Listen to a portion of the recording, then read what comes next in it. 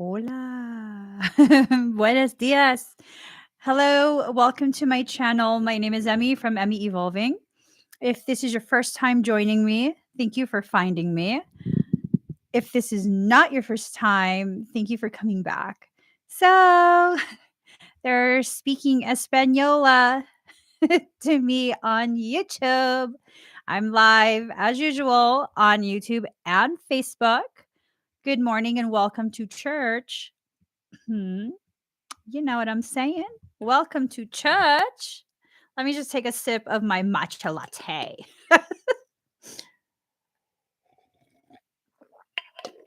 All right. So I'm doing this reading, right? I'm told to do this reading. I'm told to kind of speak on a few things. And, I'm like, what's this reading going to be about? And I'm told the feelings are reaching an inferno pitch. It's not just a fever pitch, it's a full on inferno. Oh, shoot. So there's just a lot of stuff going on. Hi, Jenna. Hi, Ryan. Hello, Rainbow Flames and Universal D. Let me get these cards ready, okay? I hope you guys don't mind my hair being crazy as of the last, couple weeks. I created my own hair growth serum and I have a whole bunch of baby hairs growing in. No piglets on my live stream. Okay. Hold on. Let me first hide this piglet and then ban you. Freaking. All right. Let me just wait until you comment again. Anywho, I have a whole bunch of baby hairs growing in. And it's absolutely causing my hairline to go crazy. Sorry for the piglets comment. I get tired of these trolls that try and come in and spam my live stream on Facebook. I'm about to do an attitude adjustment, yo. Okay. So the feelings are getting fever pitched, and the sense that I get is that these feelings are not yours. Are you feeling someone? Who are you feeling? Because it feels like you're feeling someone. And if you're feeling someone, who are you feeling? We don't know. We don't know because you're an empath, right? You feel a lot of people, like a lot of people. And what ends up happening is you lose track of who you're feeling.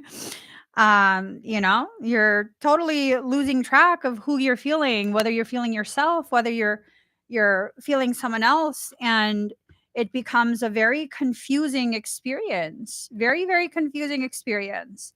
Okay, pull cards from there.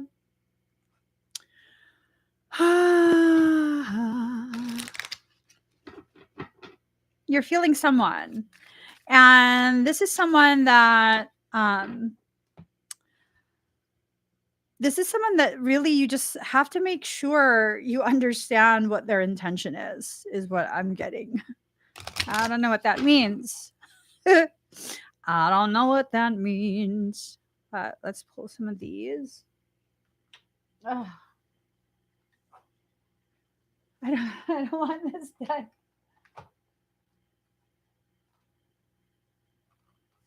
All right. We'll do this deck instead. Morning, guys. All righty. You guys ready? Michael says, don't look at the cards. Okay, gosh. All right. Here goes. Okay. I used to have really thick hair. I used to have really, really thick hair. Like my braids, if you split my hair into 4 sections, each section would be like this thick. I used to have a really, really thick hair and really coarse and texture. And now it's just, I don't know what happened to it. It's okay though. It's okay. Let's get started, guys. Okay, I feel nervous. I say that in every live stream because I always don't know if Michael's like gonna try and bamboozle me.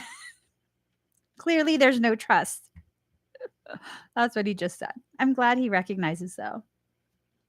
So, stability. It's time for you to enter into a place of stability. And the best way to become stable is by understanding what you're going through. Okay. When you begin to understand exactly what it is that you're going through, you can begin to understand exactly what it is that you're going through. Many of us have no idea what we're actually going through, and it creates so much hardship within us because we don't know if we are being dramatic. We don't know if we are the issue. We don't know how people feel about us. We just know we feel a whole bunch of stuff and we don't know who exactly we're feeling, if it's ours, if it's someone else, if it's blah, blah, blah. We don't know. We don't know. I don't know. You know? I think for a lot of empaths, we we are so good at discerning for other people, but we really are unable to discern for ourselves. It's a very difficult thing to do. So hand fasting union. This was in reverse. But then something in me said to bring it right side up.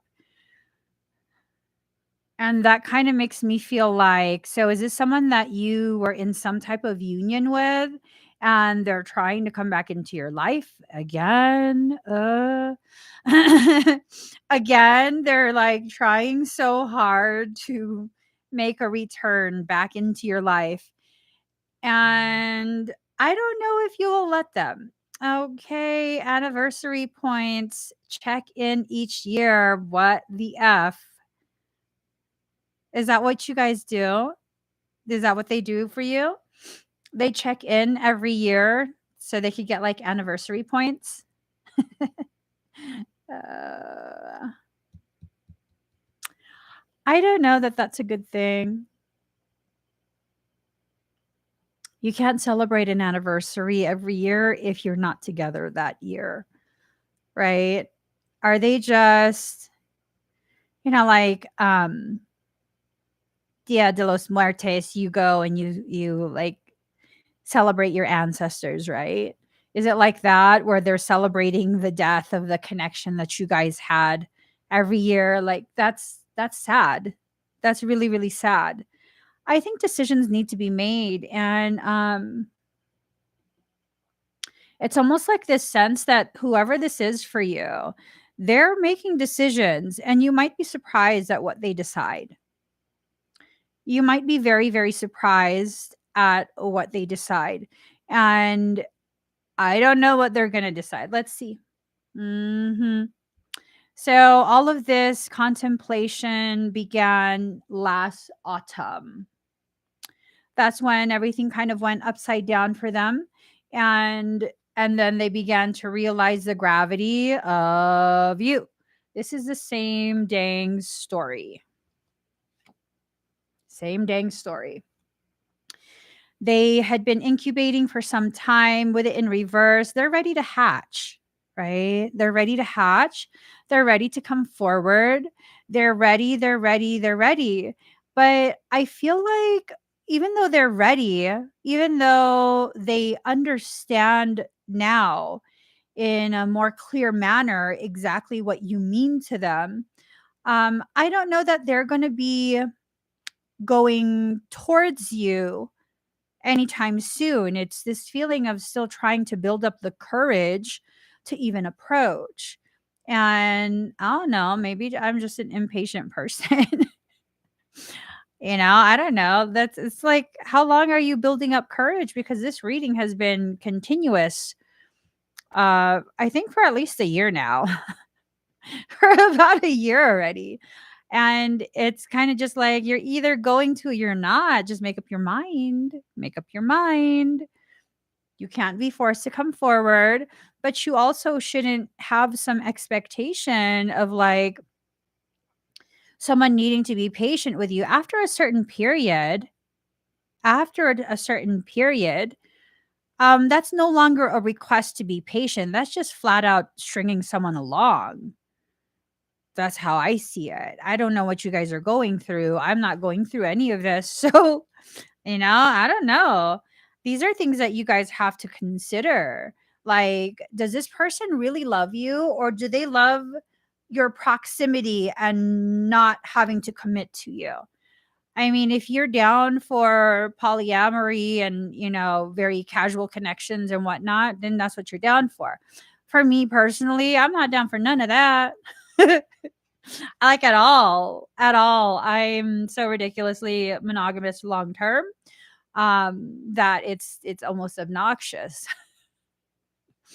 Yeah, I don't want to waste my time on something that's only like a few months long, or like there's so many other things that I can do in life. I'm not starved for attention and affection from other people. Like, I really am good by myself. And I think that's part of what might be being exploited for some of you, is that you are very lonely. You see yourself as a very lonely person, because maybe you haven't learned how to appreciate your own company. I don't know. I'm just tossing ideas out here. And when that's how you exist, that's how you see yourself, like it's not enough to be alone, then sometimes what ends up happening is you come across people who will exploit that. Now, I'm not talking about people who have been alone for a prolonged period to heal themselves, to become very solid within themselves. That's a powerful thing to do. And now you have a very good idea of who you are and what you actually want from a healthy relationship, and you're ready to re-enter into a relationship. That's something completely different. I'm talking about this type of situation where you just literally cannot be alone. You can't stay single for even a few months. It's like asking too much of you. There are people who feel that way simply because they can't face themselves. They always have to have another person to kind of distract them. It's a form of avoidance. It doesn't make you a bad person. It's just maybe it's time for some to begin recognizing the soil that these toxic seeds are growing in, right? Balance, the need to balance your life. Now, at the same time, we can't just be hermits. We can't just be hermits because, humans are social creatures. That's how we were designed to be social to a certain degree. To a certain degree. And so you're going to need to find a balance between having people in your life and also making sure that you are good with yourself. Fulfillment. They want to fill their cup with your juju. Oh, shoot. The implications of that statement, they want to fill your cup with their juju. They are beyond smitten with you. Whoever this is, they are beyond smitten with you. And I mean, do you share that feeling? I don't know. Something tells me y'all share that feeling. Like you kind of, yeah, yeah. Like we give them a little sip. Let me just drink some of my green tea.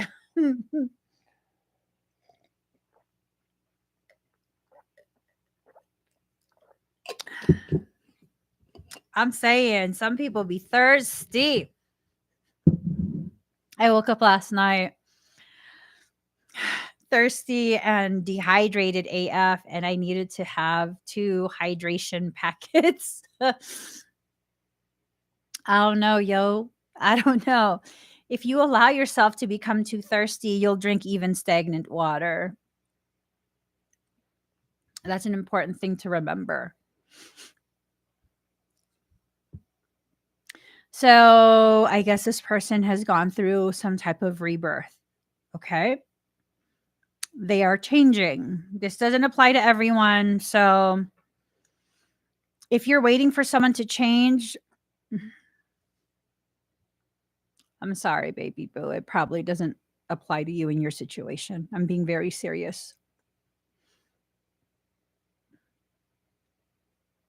I think the rebirth message applies to people who have already moved on from whatever that situation was, that relationship. You've already moved on and you've kind of closed that door. And for those people, it's almost this sense of maybe you closed that door a little too early and there are still a couple things that need to be talked about.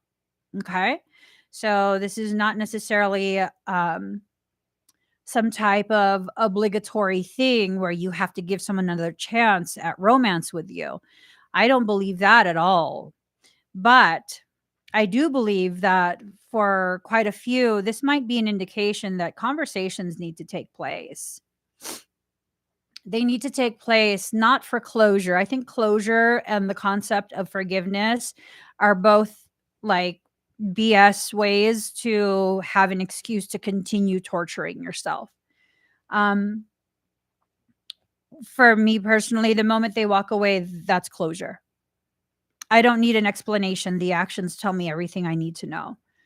The moment they do things that are inconsiderate and dismissive of my peace, not just my feelings, but my peace, knowing that that's so sacred to me.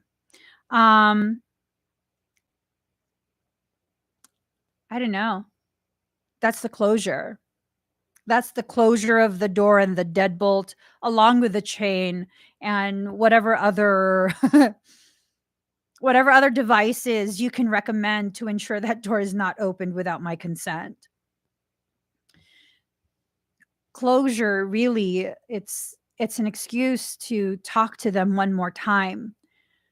When their actions tell you exactly where they stand, exactly where you stand with them, that's already closure. That's already closure. I remember I was 18. I was 18, I had this boyfriend, right? And he was my boyfriend for just a few months, maybe like, I don't know, like 3 months, 6 months, something like that. I don't even remember.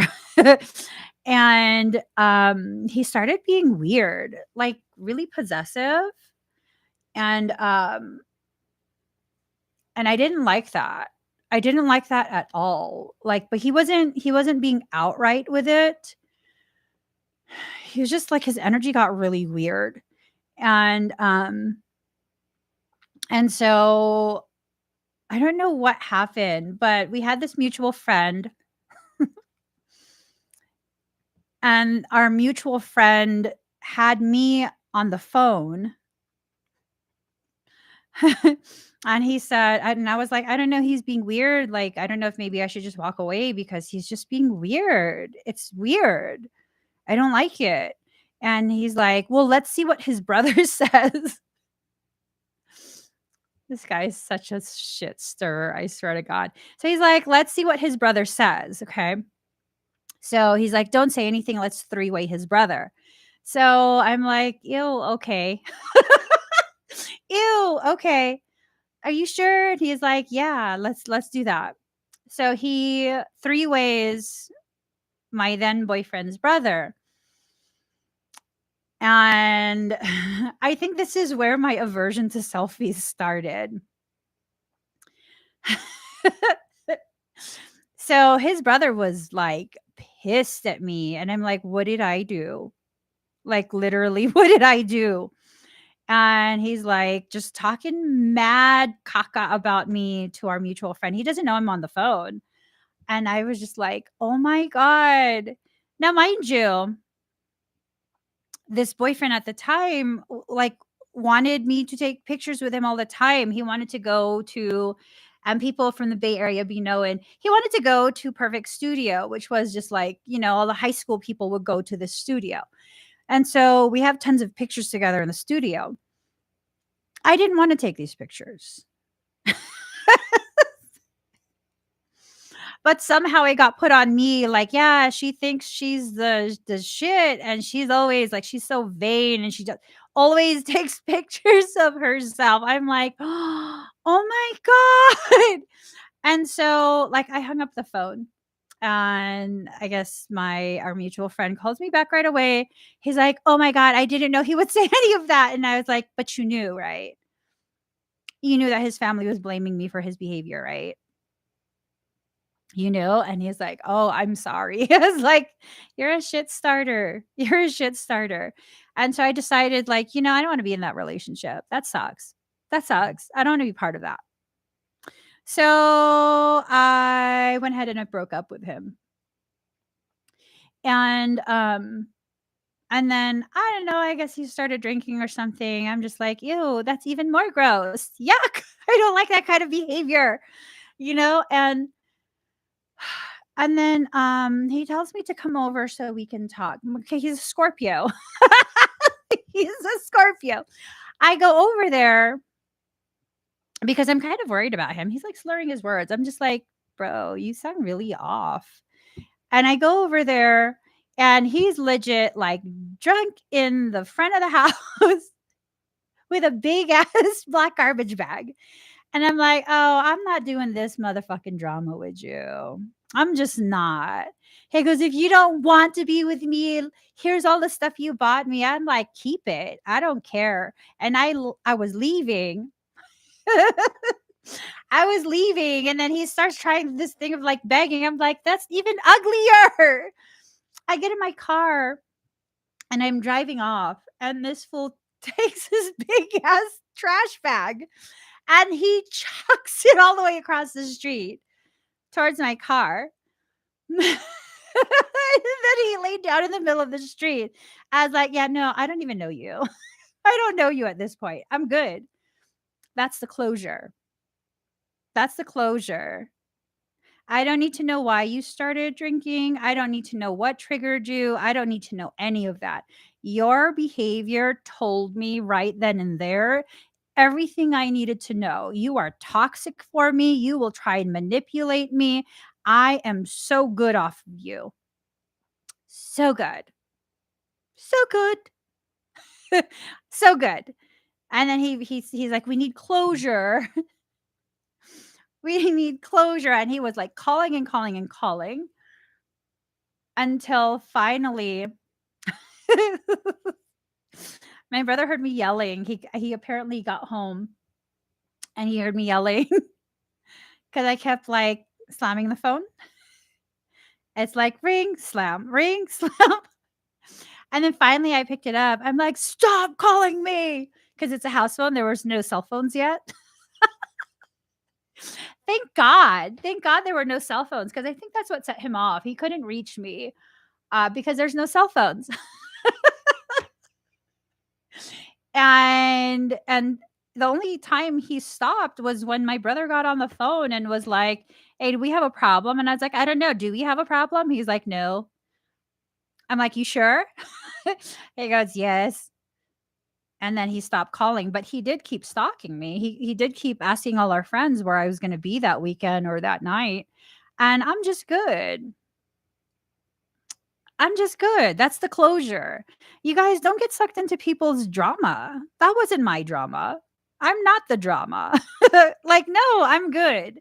I am so good. And looking back, I see all the ways in which it was an extremely unbalanced type of relationship. Like, I'm just so good off that. If you want to get all possessive and stuff, like, bye. Pick someone else. That's just, I don't play that. Mm-mm. I come and go as I please. And if that's an issue for you, find someone else. For real, find someone else. If you think I'm too much, if you think I'm not enough, find someone else. You think I'm too much, find someone that's less. It's perfectly fine. When your behaviors begin to show me that it's misaligned. That's the closure that I need. There's not going to be any more, you know, there's not going to be any more conversation about any of that. Hold on.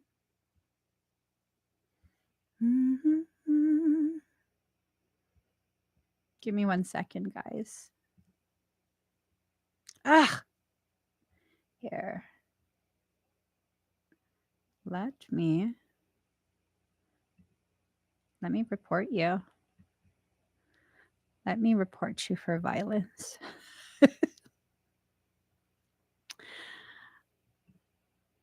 Okay.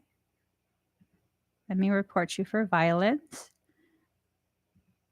And then let me ban you. Okay? Okay. Aoife, you come back on my channel, you're going to have a problem with me. Okay? Notice the crazy in my eyes. Notice the crazy in my eyes, okay? Passion. So there's a lot of passionate energy floating around. A lot of passionate energy floating around. And I think all of this energy is kind of just wafting around you. So you got to make sure that you understand what you're allowing yourself to get into. If you nip something in the bud before it becomes an issue, then it's not going to be an issue. If you get to the root of the issue, you have no issue. If you allow something to continue to fester, something you don't want, it's going to be a big issue for you. That's just what I've always seen. And the other thing is that we have to kind of pause and ask ourselves, like, do we really want a second go, at least at conversation? Right? Do we want a second go at conversation with whoever this is to us? Is there really something that needs to be talked about? Or are we just like craving the talking to them, like any reason we can come up with to talk to this individual? I know for some there is, there is conversation that probably needs to take place. For most, there is not. For most, there's not. There's no conversation that needs to take place. They've already shown you everything they need to show you. They haven't been rebirthed. And it's just a matter of you probably still want to have contact. And if you still want to have contact, just be honest with yourself. The key here is to be honest with yourself, not pretend that, oh, I'm over it, if you're not. Because it's inviting something in. It's really inviting something in. Intention. You also have to be clear on what their intention with you is. What are they intending? Are they just coming back around because, I don't know, what's their intention? Oh. Michael says for a select few, they're actually genuinely in love with you. A select few. So select and so few that I am sure I'm not in that category. Someone is actually truly in love with another person. And they're basically like, they haven't been able to let it go. Clearly, because I've been reading for some random phantom of a person for a year, probably longer than a year. I don't know how long this conversation has been taking place, but it's just like it's a tiring type of reading, to be honest. Foundation is upside down, clearance is upside down, and protection. Their life went upside down. They couldn't get past it. They couldn't get past you. And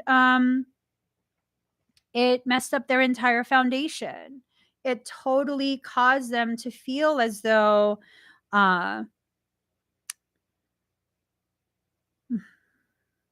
I don't even know how to put it. I don't know how to put it. It's just like a really intense sense of emptiness. Like they feel just empty without you. They're going to keep feeling empty if they don't say anything to you. This is why, y'all, this this is why. If I'm ever without my husband, if I ever find myself single, my ass is staying single for the rest of my life. I'm not even joking. That is the plan. That is the plan. Cuz I'm not doing none of this crap with nobody. This is just bullshit for real. Um and I probably feel that way because I think I want to say my Capricorn Venus is in Capricorn for me. My Venus is Capricorn. I'm just like, no, I'm good. I'm really good. I entertain myself. Me and my all my personalities entertains myself. I'm good. I don't know how you guys deal with this. Like say what you mean and mean what you say. Communication, communicate. Um gosh. That would suck to be in a situation where you don't know where you stand with somebody. You don't know what their intention is with you. Like for me that's a deal breaker. If I don't know where I stand with you, that's a deal breaker. Like, I'm good. If you can't find the courage to at least find a way to let me know where I stand with you, major deal breaker. Time to walk away. Time to walk away. And you don't have to know this in the first couple days or couple weeks. No. Like, if we have been spending so much time together for months on end, and I still don't know where I stand with you, and I find the courage in me to ask you straight up, and you can't answer that, let me not waste your time. Let me not waste your time. Okay. Uh,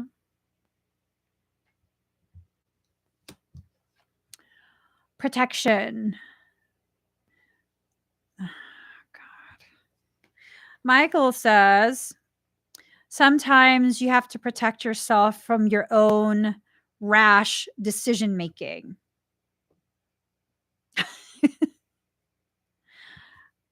Hmm. He's probably talking to me. It's probably directed at me. Whatever. Um, this person feels very limited, or you feel very limited. A sense of confinement. Maybe this is kind of like a low key way of saying they feel very boxed in, like they don't feel they have the options that would make them comfortable enough to approach you. I don't know. I'm just so particular. It's ridiculous. I don't know how you guys would deal with this. I don't know why you would need to deal with this. Like, if you have to consider options when it comes to me, just don't remove me from your option list. I'm so serious, you guys. I would not be okay wasting my time and my breath on someone who doesn't make me feel cherished. And no, I'm not the type of female where you have to buy me all kind of things, take me to, dates and all of this stuff. Like, I'm good running errands with you. No, I don't need gifts. I don't need you to buy me things. We don't even celebrate our anniversary. We usually just like, "Oh, hey, did you know it was our anniversary last week?" "Oh, yeah, it was, huh?" That's how ours goes. Like, I'm so, like, minimal maintenance, but I have to know that you actually cherish me, because if I have to question that, I know what kind of relationship I offer. You're just not worthy of it. Maybe you haven't reached the emotional or mental maturity to understand the gravity of the type of woman I am. But I'm very clear with myself, the type of woman that I am. I'm not easy to be with, but I promise you, if you can make it past that, Mm, I promise you, you know? There goes Gerard stirring the pot. Stirring the pot. Oh my gosh. Okay. Self-worth is in reverse. Um, I'm wondering I'm wondering if their approach has been super de-duper affected by their sense of self-worth being subpar. Maybe they feel like they're not worthy of you. I don't know. I don't know. So, okay, if someone has insecurities, I mean, I don't feel like we should hold people's insecurities against them and have that be the deciding factor. But I also don't feel like I need to be your second mother, because if you're trying to be in a relationship with me, a romantic relationship, it should be a romantic relationship between two full grown adults, right? Right. So then why would I need to serve as your mother slash therapist in order to be with you? Now, if you come to me as an adult and speak to me like, I hope that you can find it within yourself to kind of, share space with me and hold space for me as I go through this. I'm in a difficult process of self-healing. So I hope that doesn't like push you away. That's a whole different thing. Like, yes, I will stand beside you. Absolutely. I'll share that space with you. I'll hold space for you, but I'm not going to be your therapist. I'm not going to be your second mother. No, it has to be um, two full grown adults. It has to, or it's a deal breaker. And I think many of us forget that certain types of behaviors, if they are substandard, we have standards, right? Assuming. And if it's below those standards, that's a deal breaker. If your standards are very reasonable, why can't you uphold them? Why can't you hold them to those standards? Why do you have to have a loyalty to something that is less than what you deserve? My standards, be a good person, be respectful of me, be considerate. Consider how your behaviors with me and away from me will affect me. Then that's basically it. That's how you cherish me. Yeah.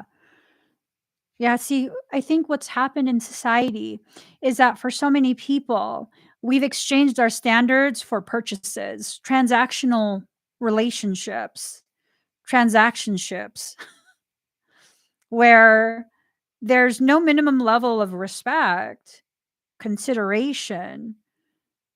But as long as they buy you things and that's their way of showing they love you. Mm-mm. No, no, no. That's not. That's not how you show me you love me. That's how you show me you feel guilty. Guilty for something. That's how I feel. So I don't have the same issues that most people have in their relationships. Whether I'm right or wrong, I don't know. But I tell you, I don't have the same type of issues that most people have in their relationships. Um, I just don't have that. I don't have that because I refuse to be in any environment where that's going to be a part of it. Whether it's a friendship or a romantic relationship, I refuse. So going back to what this reading is, what it started with, did that relationship end, that connection end because all of this was lacking? Or was it miscommunication? Was it a fear of one person or the other person causing them to become reactive and run off? I mean,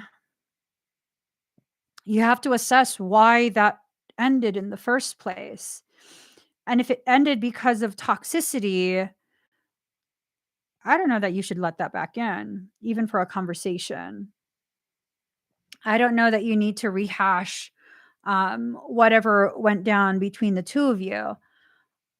If it's something where you're both very sensitive, deep feeling individuals, and that fear is the very thing that caused you to be like, well, this person is now in a position where they could actually hurt my feelings. And so I'm going to back away. That's one thing. That's kind of, your own internal traumas causing you to self sabotage connections. So that's not necessarily an issue with that connection. That's an internal personal issue. If it's an internal personal issue that caused the breakdown of communication once upon a time, then maybe there's conversations that need to take place. If that connection broke down because they were disrespectful, disregarded you, lacked compassion and consideration, fuck that shit. No, you already had your opportunity to destroy me. You don't get a second chance. Mm-mm. You don't get a second chance. No way in hell. Nope. The reason we end up getting hurt is because we keep giving people the opportunity to finish off what they started and failed at the first, second, third time around.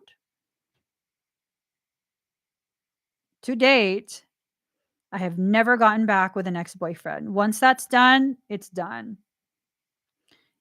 If you let me walk away, it's done. If I decide to walk away, it's for sure done.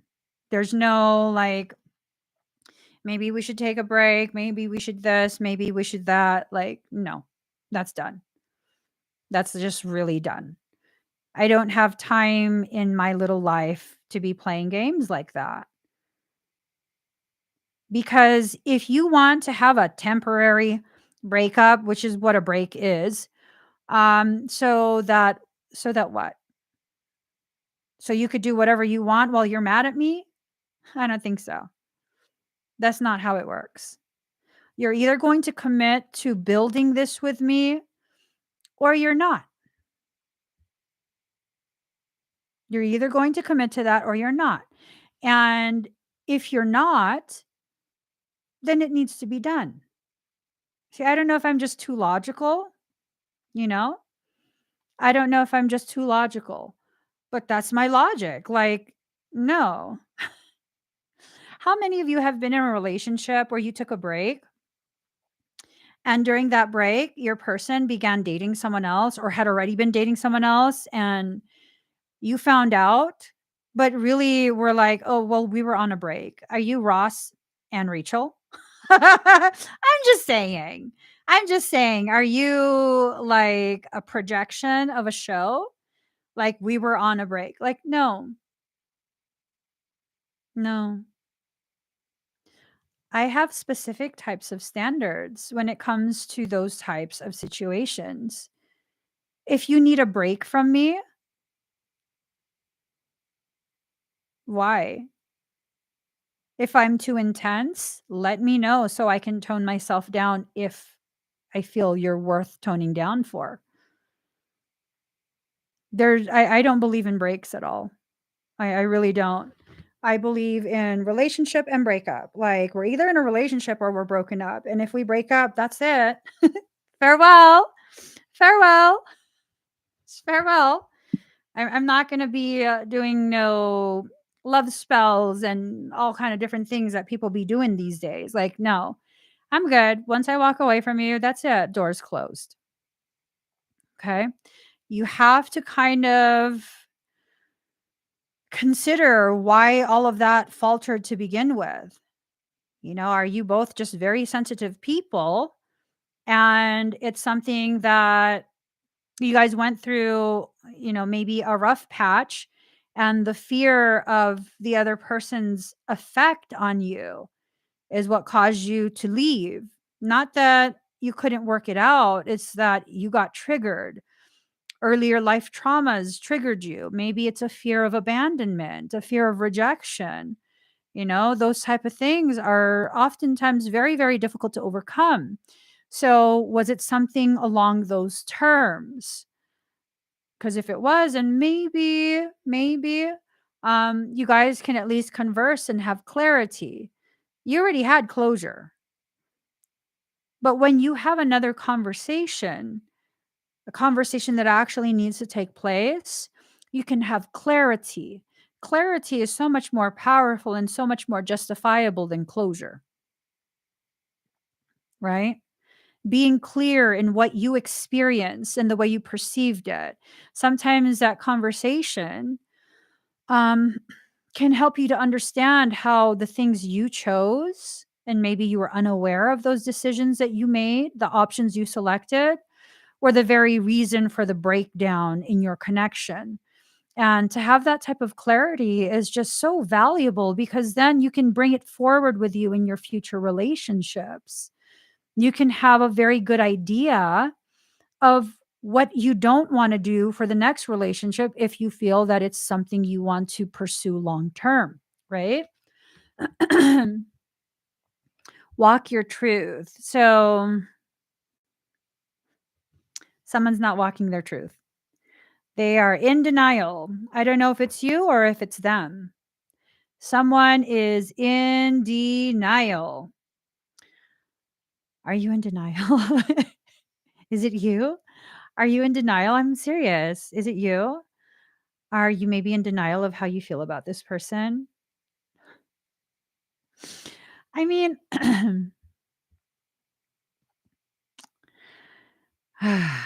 if you're in denial, it's okay. Maybe that's part of your process of processing. Maybe you need a period of being in denial just so that you can develop a callus so it doesn't hurt as much when you process it. But you just got to know where you're coming from, is the thing. Let go. Oh, let go of what? Let go of you or let go of the expectations of someone coming back? Is it let go of your fears? Maybe that's the very thing that prevents you from having the conversation that needs to be had. Or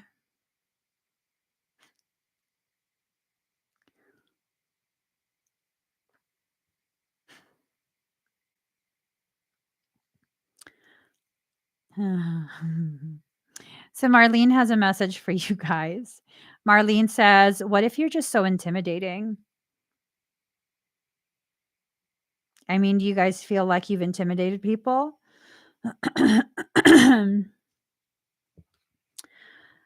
I feel if you're asking for my opinion, it's just my opinion. I feel that if someone is intimidated by me, hmm, then maybe they're not on my level.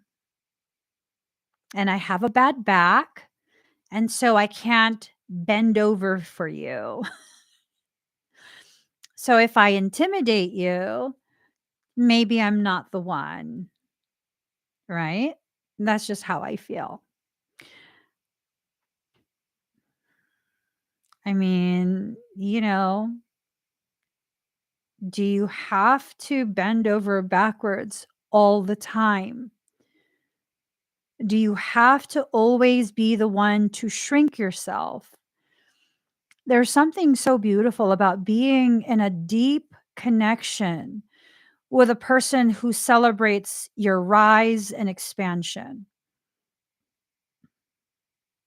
There's just something so empowering about that.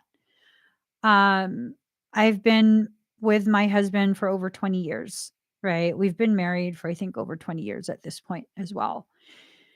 And in that whole time, like literally that whole time, I've never been made to feel like I had to be someone else.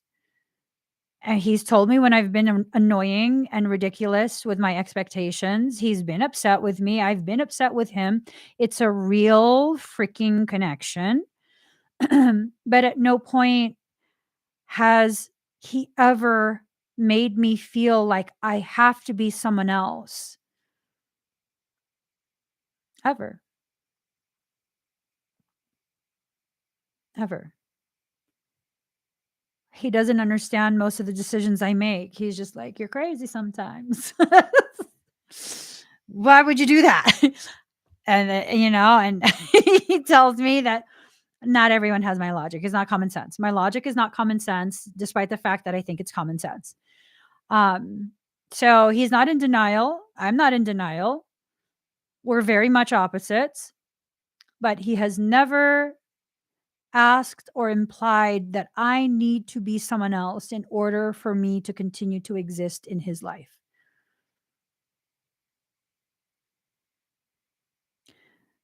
There's something about having someone who is your equal in ways that maybe you can't quantify. If you have to play small to make this person who claims to love you, I don't know that that's love. I don't know that that's love. I don't know that that's worthy of you. So now Marlene's like, honey, you asked the questions. You asked the questions. I'm just answering. I'm just answering. And we didn't fall in love. We grew in love. We grew in love. We continue to grow in love. We continue to. It's a continuous process. It's a continuous process. And I know I do things that are like just weird AF sometimes. Like, okay, so a few nights ago, or maybe like a week or two ago, I don't know, it was fairly recent. I told him he needed to put his phone down. We're in bed, right? He needed to put his phone down. He's like, why? I said, so that you can watch me sleep. Why else? And he's like, you want me to put my phone down so that I can watch you sleep? Yes. And he's like, are you serious? Yes. He goes, you fall asleep right away. Like within 2-3 minutes, you're asleep. And I said, exactly. And then you could pick your phone back up. Is 2 minutes out of your day asking for too much? And he's like, you right. You're right. So he put his phone down and he watched me fall asleep for 2 minutes. And then he went back to his phone, I assume. Yeah. And like last night, we were joking around, joking around. I was exhausted. We were joking around. And he's like, he was cuddling me. He was cuddling me. He put his arm around me and he was talking. And I was like, huh. And I legit was like at the cusp of falling into a very deep sleep. He goes, I know your ass is not falling asleep right while I'm talking to you. I was like, oh, I was. He's like, that's just so fucking rude. I was talking to you, but you were holding me. I know I'm ridiculous to be with. It's fine. He celebrates it. He celebrates it. He celebrates my weirdness. I love it. I love it. We have fun all the time. Literally. We have fun all the time because what we have is real. He can be himself and I can call him out and be like, you're being freaking toxic today. And then he could do the same for me. That doesn't change how we feel. It doesn't. It doesn't change how we feel. It creates opportunities for communication and a deepening and ripening of the connectivity that already exists. So if you're thinking about your person, the person that you think this reading is about for you, what do you have with them? What do you have with them? Like, really answer that question for yourself. Do you have something that is the foundation for a profound connection that has a potentiality for a long-term I mean, do you even want that? Or do you not know what you want? And so you kind of just want to, um, explore yourself, explore life, explore options. You got to be honest with yourself. You can't keep going into these cycles. You can't. And it's like I have this thing of if you're going to come for me, you better come with both guns blazing. Not no half-ass stuff. Don't be coming to a gunfight with a dagger. That's not going to get you nowhere. I'm just saying, you better go all the way or leave me the F alone. I'm just saying, better go all the way, go the full mile, or leave me alone. Leave me alone. Okay. And maybe if you have standards that are comparable, where, they really have to put that effort because you'll put that effort. Maybe you'll cut out all the bullshit because most people who are interested strictly in bullshit and playing games with you, that's too much effort to put into it. Like I actually have to work to mess with you. Ah, and you'll know because I just felt someone like, but if I do that, then they'll walk away. Good. Don't waste your time. That's good. That's how I see it. That's good. They identified that they didn't have honorable intentions with you to begin with. Okay. Michael says that's not what this reading is about. He says that's not what this reading is about. That's not the person you're reading about. Whatever. Shine. Just keep shining. Okay. Keep shining. Hold on. So I wrote down some poetry. I don't know what he wants me to find. I wrote some down, I think yesterday or something. Let's see.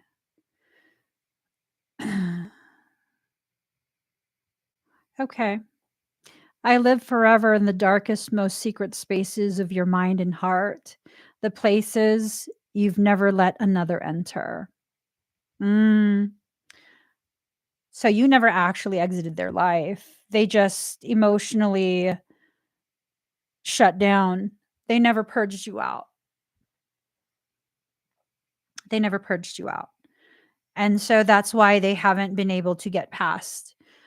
Maybe we need to ask the question of do they need help purging you out? There's certain locations in the brain where if you hyperstimulate it, the memory will be affected.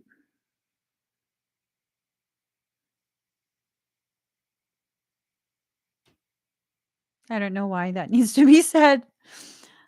There's certain areas, and if you're sensitive enough and you've gone into great detail when it comes to mapping the human brain, the etheric counterpart of the brain, you could actually geolocate where those memories are stored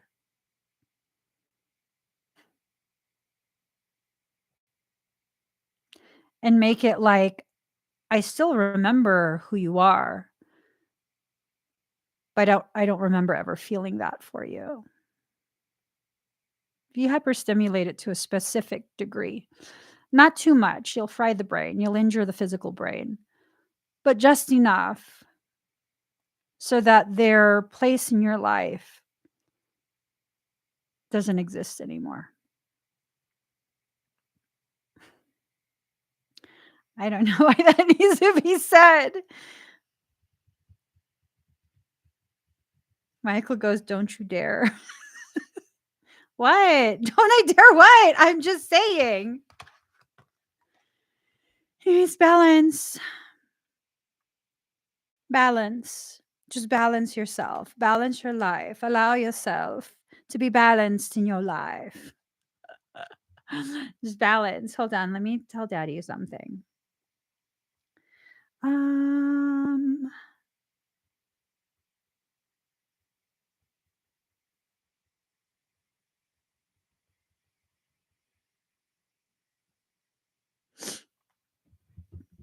Okay. Surrender to what? Oh my God. Oh my God. Okay. There's instruction for you both. Whoever is being resistant must surrender. Whoever is afraid must move forward. I was like, don't throw the cards. Make me stop. He goes, are you serious? I don't know. What are you going to do if I'm serious? What are you going to do?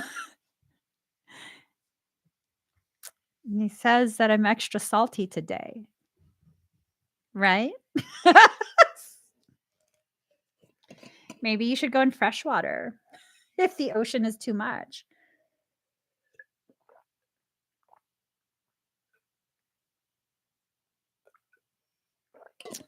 Please don't talk to me while I'm drinking my collagen. I'm just saying. Don't toxify my collagen. I feel very I feel very slighted that creation would put me in a body that requires me to drink collagen and a ton of supplements daily just to be normal. I'm just saying, that sucks. Oh my gosh, is this person dark? Shit. Is this person dark for you? Because it says embrace the dark. I don't know. Y'all are stressing me out with this reading. Oh my god. Let me just keep reading. Know your power. Know your power. So whether this person is dark or light or whatever, you have your own personal power that can't be usurped. It must be given away. That means when someone has power over you, you've given them temporarily that power. And temporarily could be a couple hours, a couple months, a couple years, a couple lifetimes. I'm good. Mm-mm. Mm-mm. I'm good. Don't be giving your power away. Keep it.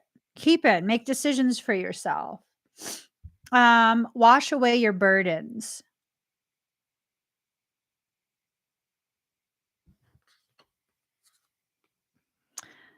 Okay.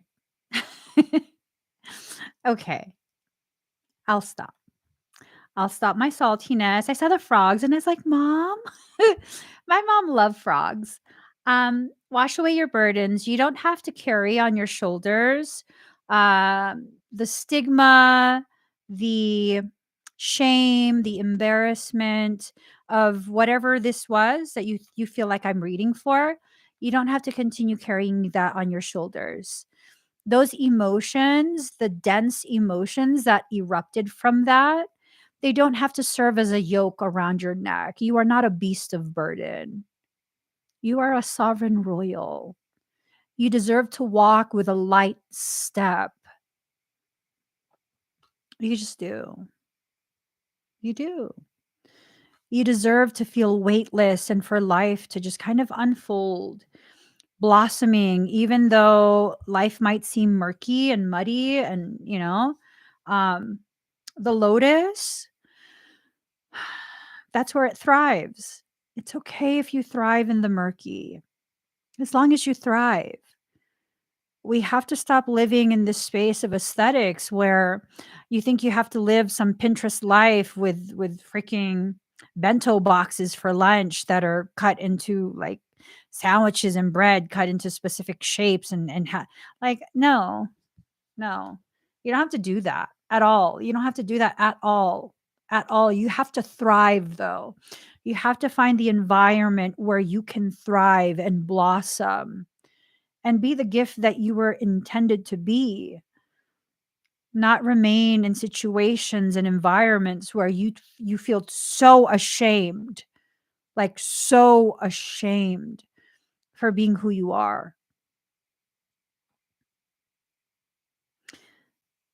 I have this quirk about me, like Hypothetical situation.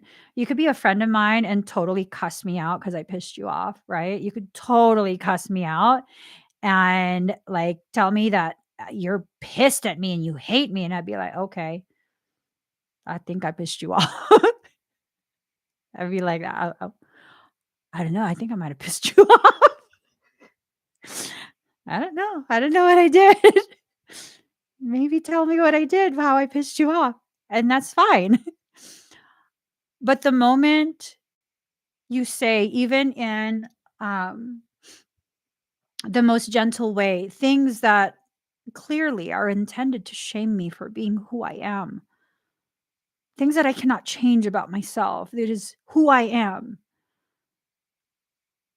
you're no longer in my life ever again. I don't care if you didn't even call me out of my name. You're not in my life. You're not. I refuse. I don't want anything to do with you.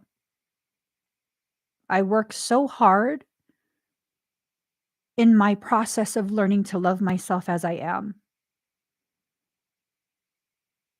So you don't get to be a part of my life if you are going to add to the struggle that already exists when it comes to me learning to love myself as I am. And that's not being unrealistic, unfair, or any of the uns. No, that's being very loving to myself, first and foremost.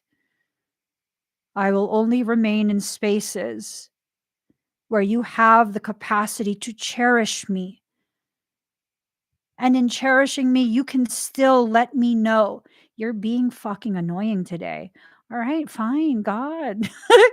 God, okay, I'll stop messing around. You can tell me I'm being annoying. That's not going to hurt my feelings. I'll be like, geez, you didn't think it was funny? No, I didn't think it was funny.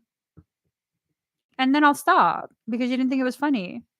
But the moment you start to say things and do things that make me feel ashamed for who I am, if your presence in my life takes me back to places where I didn't like myself just because I existed, you need to leave. I can't leave my life, but you can. Let me show you the way out. So if this person that you think this reading is about has done that to you,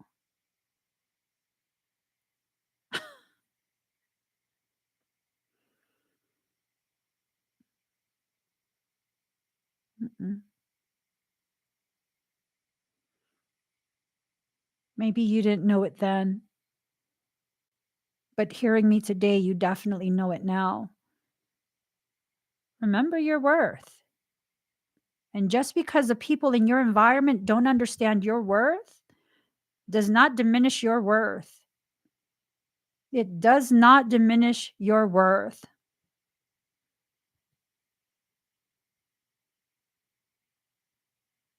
No one can ever diminish your worth but you. And if you're going to choose to put that little red sticker to put your ass on clearance on you, that's your choice. I will never wear a red sticker. I will never put myself on clearance. I did that for too long. For too long, to the point where I wasn't even on clearance. I was being given away for free. And then I entered into an even lovelier toxicity of basically prepaying people to take me temporarily. No, I'm good. I'm good in every sense of the term, the phrase. I'm a good person and I'm good off of that bullshit. Like, no. Mm-mm. And if you're afraid of losing someone that's doing that to you, like seriously, that's not a threat. You're that type of person in my life and you're trying to threaten me with leaving, bitch be gone. Don't make me get out my bitch be gone spray. Just walk out on your own terms. Be gone. I'm good. I am good. I am a good person and I am good off your bullshit. Never question that. Never question that. You deserve to be treated as well as you treat other people. Mhm. Be honest with yourself. You got to be honest with yourself. You got to allow yourself to enter into that space where you can see exactly what's going on and how you are perpetuating it. Uh-huh. Knowledge is power. What is that? Oh, I thought it was a um I thought it was a violin or a harp. I was like, they play in the drama soundtrack. Michael says to look for another piece of poetry. Hold on. Da-na-na-na-na. Oh God, don't tell me about Shiba Inu. Do not tell me about the Shiba Inu. Okay, hold on. Let me find my poetry. Okay, their jealousy will be their downfall. It's the truth. Their jealousy will be their downfall. The sound of your voice is the soundtrack of my life. That one is deep. Don't ever bet against me unless you want to lose. Don't ever bet against me unless you want to lose. That's one hell of a declaration. To be able to declare that you will win in life. You know, the most efficient way to win is to not play with losers. People who are hell-bent on losing you to begin with. Every behavior, every action, every word, a calculated attempt to lose you, to test how far they can push you before that bond finally breaks. I don't got time for that kind of bullshit in my life. I just don't. And I hope you don't either. I hope you're so busy in the process of learning to love yourself even more deeply, learning to self-heal, learning to retrieve more clarity in regards to your worth, that you don't have time for people who do that bullshit. That's not an unrealistic goal. To be so busy in your process of healing that you're not present for new wounds to be created.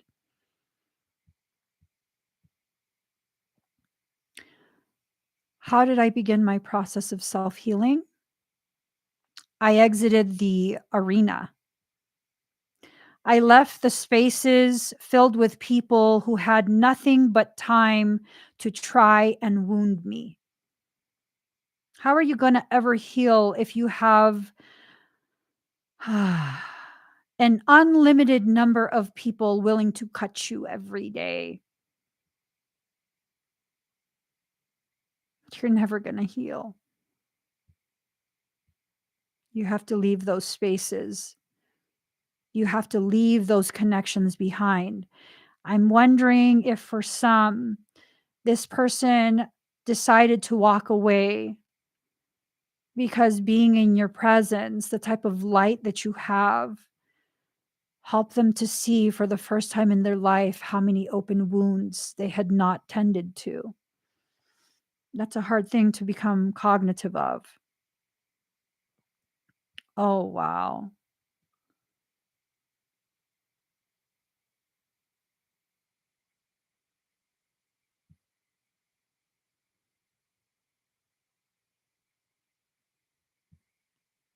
They recognized your ability to see and heal.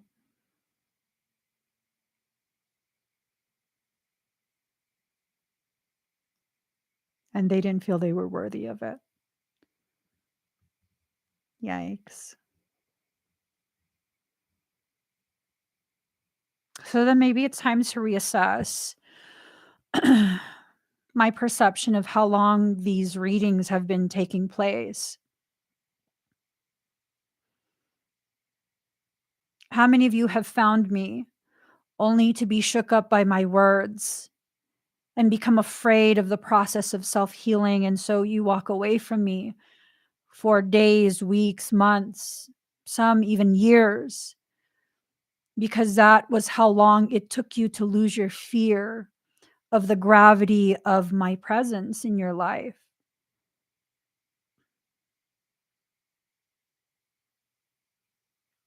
How many of you? And would it have been okay, justifiable for me to be like, well, no, you left 3 months ago, so you don't get to come back. You don't get to be in my presence anymore because you left. There's so many nuances to the types of connections that we have with people, and it can't always just be a blanket statement. For me personally, there is always a specific effect and result for specific types of causations. But it doesn't mean that just because you remind me of someone who chose a specific causation, that you're that type of person as well. And therefore, I should choose the same type of effect. You know, that's not okay. And it's like I have to make clear that these things that I talk about in regards to my perception, they're about specific types of nuanced situations. They're not blanket statements for people. They are blanket statements for specific causations that I know through my life experiences always lead to the need for specific effects. So these are things we have to be aware of. Like, is this someone who saw the potential of your healing and that's what scared them? It scared them. Stand up and fight.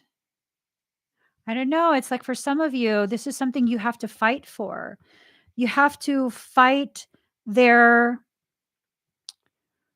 their own distorted beliefs, their own distorted perceptions in order to reach the reality of them.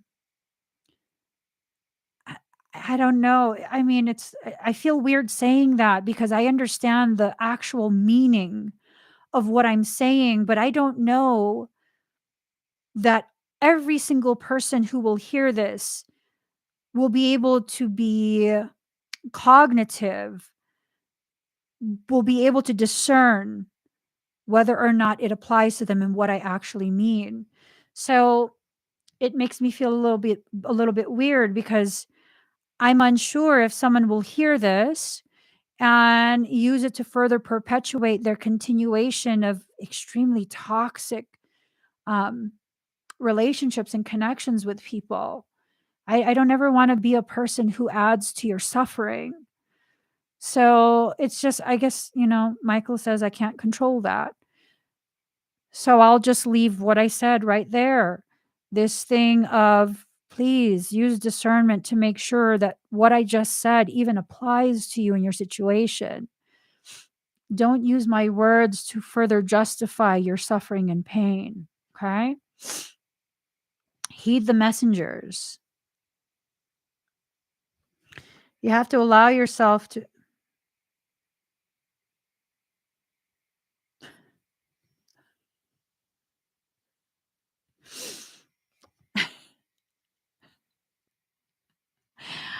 I don't know.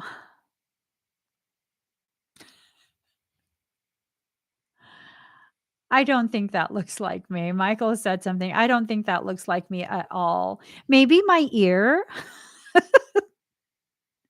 Maybe my ear, because I got big ears. I don't think that looks like me at all. Anyways. Hi, Arcadius. I love your work.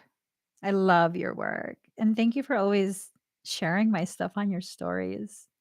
I love your work. I don't know if you know that. I don't want to seem like a stalker, so I don't heart all of your photography, but I love your work, the composition, everything. Leap of fortune. It's time for you to jump forward in your journey to really just whoo, ribbit whoo, you know? Um, I don't know if you guys have ever held tree frogs. I held tree frogs before when I was a kid, and their little feet have pads that kind of suction. And so I remember I went to science camp in like 5th or 6th grade, and It was a campground, and we were playing in the stream, and I found a frog, and I picked it up, and I was trying to get it off of me, and I couldn't. When you take that leap of faith, that leap of gnosis, that knowing, you're not going to fall off of where you land. You would have to consciously choose. You don't have to have fear of you jumping and just falling. That's not what this is about. This is about you making a decision to exist in a different space within yourself. You just have to. You have to, because if you don't, what ends up happening is every other decision, every echo of a thought that comes after that moment of insecurity, it's the very structures that build the future you are about to live. Make your echoes be the echoes of beautiful songs of empowerment, songs of hope through knowing, faith ripened into gnosis. You deserve internal peace. Whether it's a message for you or a message for the person who's cross-watching on your behalf, we all deserve peace. And that peace does not happen until we stand in the light of our truth and allow our internal sun to ripen the fruits on our trees of life. You live more than one life in a single lifetime. Do you know that, right? You rebirth yourself over and over and over. So maybe this person has gone through a very difficult, prolonged process of rebirth. I tell you my logic. If someone from the past comes back and they're still the same person, they need to remain in the past. If someone from the past comes back and they're completely changed and you feel this, you know this, you feel it in the pit of your core, reassess, give it a moment, pause before you decide whether they can stay or leave. Pause. Make sure you're not making decisions simply because of your own trauma, your fear of rejection, your fear of abandonment, imposter syndrome, trauma drive, all of these trigger words, right? You have to nourish the soul. That is just a profound, profound realization. Now, what I'm about to say is not going to apply to everyone. So you have to use the most elevated discernment, okay? It's not going to apply to everyone.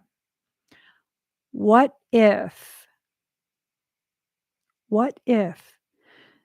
this person cannot purge you from the darkest corners of the most secret spaces within their mind, spaces that no one else has ever been allowed to enter, because you exist as a medicine for their pain, a pain that maybe you didn't inflict, but a pain that your light shines so brightly on. You, the knowing of you and your existence, is what nurtures their soul. That creates an entirely new and different dynamic to this. It cannot be a cut and dry thing at this point. It just can't, because it's not cut and it's not dry. It's still very much fresh and very much connected, like a newborn baby freshly out the womb. The umbilicus still pulsating with stem cells. It's almost like your energy serves as a stem cell. Did you know, just as the mother would deplete her own body to protect that baby at any cost, the baby too protects its mother? Did you know there are studies that exist that show The baby will give the mother stem cells to help her repair any injuries or damage caused by its existence. It's a very symbiotic type of love, one that's synergistic. And this cord exists for some, not all, okay? For some. This cord still exists. It is still pulsating stem cells between the two of you. This God seed energy that carries with it this profound potentiality of true, deep, genuine healing. I don't know what needs to be done. I just don't. I don't know what needs to be done. This is a very complex, very, very complex thing. We are all connected. Yep. For some of you, you are still very much connected to this person. It's something that has existed through many lifetimes. This yin and yang, this solar and lunar energy, this orbiting, this rotation around each other. It's I don't think it's going to stop. I don't know that it's supposed to. That's the thing. I don't know that it's supposed to. If it's going to continue, you have to let go of the old. You have to let go of the old. You have to let go of this expectation of being hurt again because of someone's trauma response. And again, this message is not necessarily for everyone. You have to use discernment. I cannot emphasize that enough. Open your mind. Let go of the old and open your mind.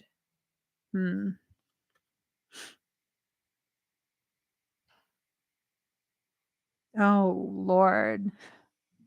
So I'm being shown, okay, this looks like a sigil, right? I'm being shown they have a sigil on their chest plate. You have a sigil on your chest plate. They are two halves of one whole, like a puzzle key. When they come together, they can unlock the potentiality. But until those two keys come together and align just right, they can't come together into one to become the very key that they were designed to be. So now it's the question of, for the very, very few that this reading is now applying to, are you dealing with a Paladorian contract? Those cannot be overwritten or canceled. You can't even write addendums. Let me tell you, I find ways to go about things. I can find a way around pretty much anything.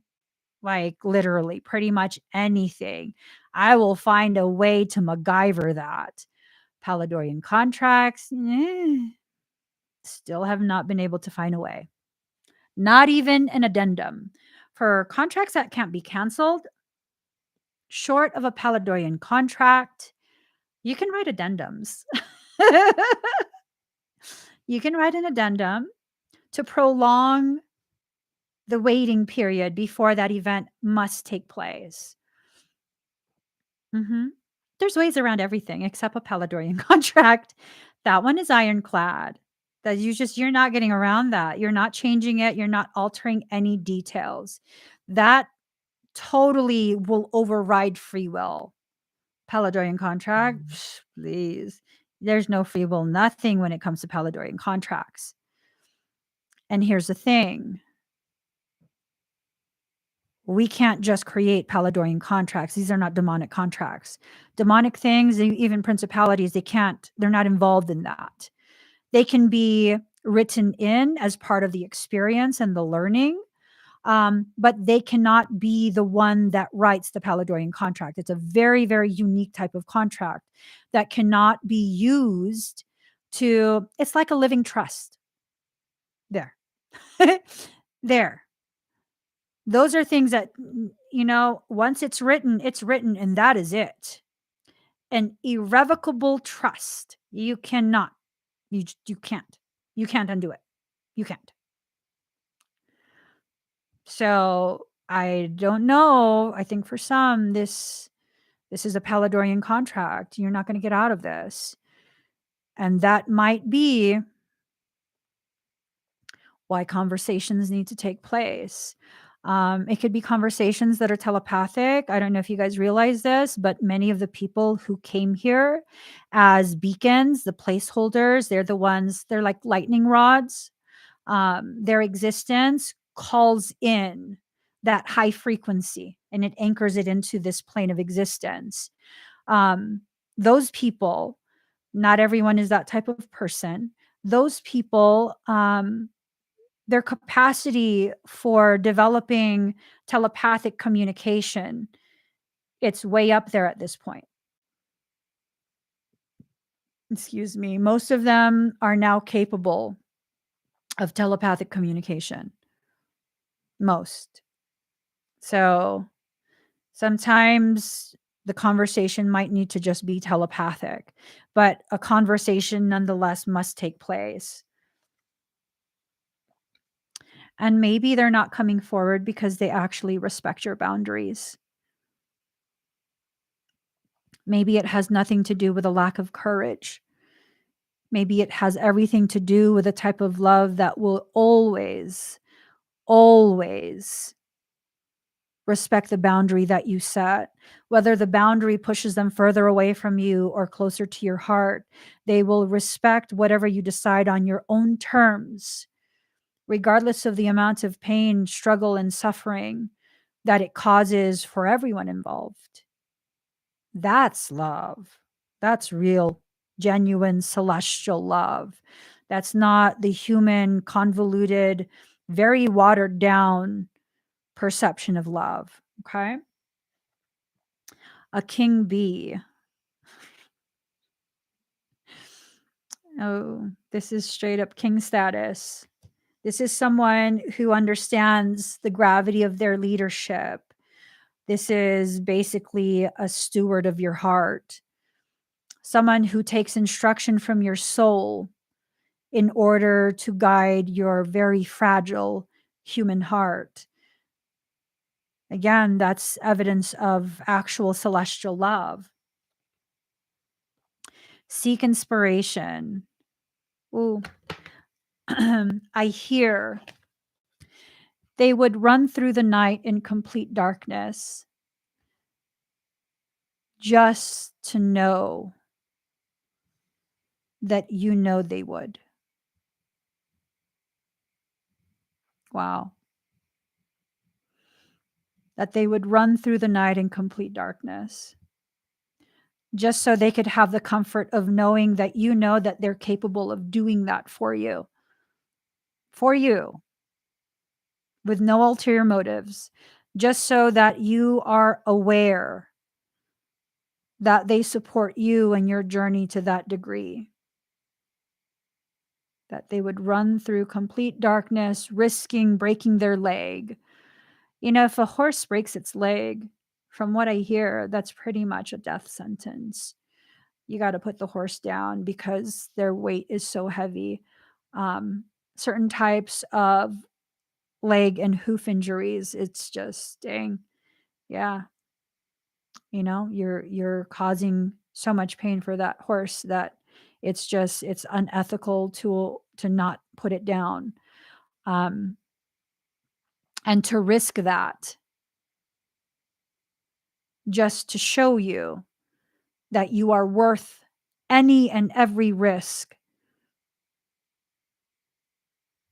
I would say that's a form of cherishing you. I would say that's a form of loving you so completely and wholeheartedly that any risk is worth it, that it's not even a risk.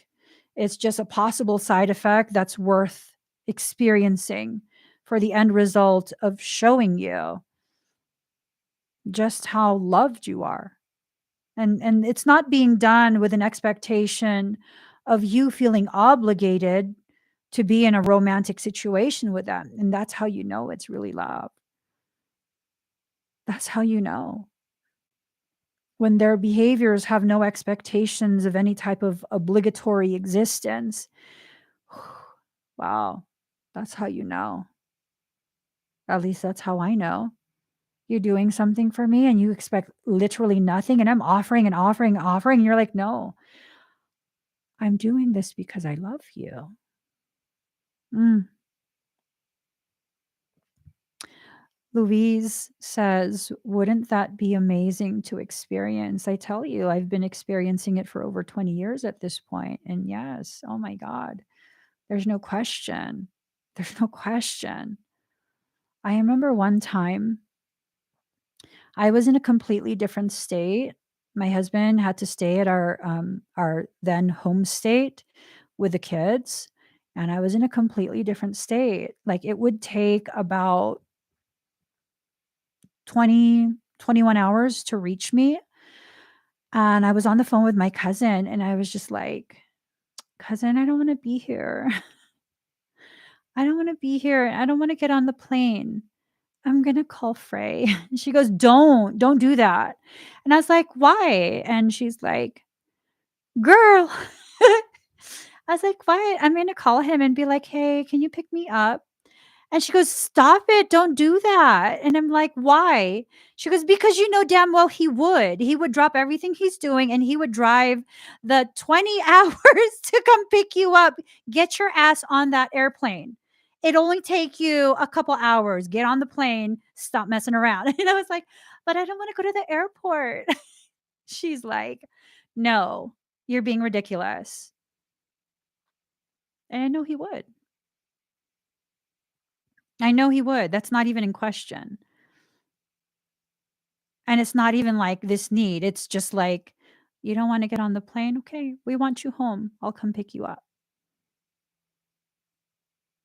Like, 0 question, 0 hesitation.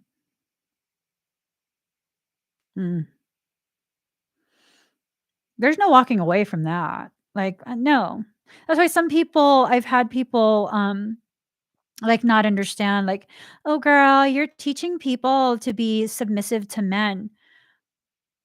There's nothing wrong with a woman in her prime, ripening in her power, to choose to be submissive to an adult man who behaves like an adult man, so sure in his masculinity that he would not ever demand from a woman anything, so sure in himself that he knows his love would cause a woman to ripen even further to the degree that she would offer her fruit to him as a show of submission. That's just beautiful to me.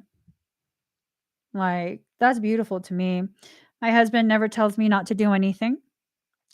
If I say I'm gonna do this, this, and this, he just says, "Well, you already decided what you're gonna do."